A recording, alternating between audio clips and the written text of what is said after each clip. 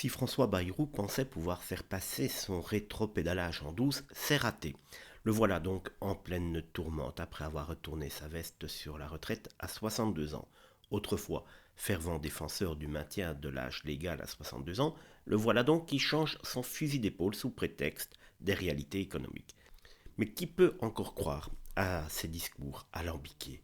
Ce scandale révèle une fois de plus l'hypocrisie d'une classe politique qui ajuste son discours en fonction des opportunités et des pressions du moment. Bayrou, jadis présenté comme le sage du centre, se retrouve aujourd'hui dans une position intenable. Comment justifier un tel volte-face alors qu'il s'était fait le champion d'une retraite accessible à tous sans allongement de durée? Et cette affaire pourrait lui coûter cher, vit-il ces derniers jours en tant que Premier ministre. C'est une hypothèse en tout cas qui circule de plus en plus dans les couloirs du pouvoir.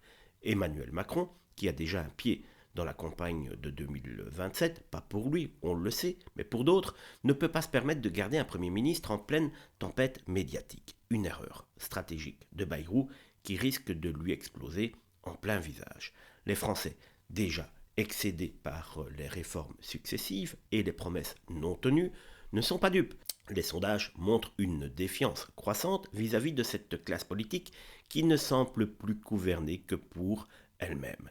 La colère gronde et pourrait bien précipiter la chute de François Bayrou.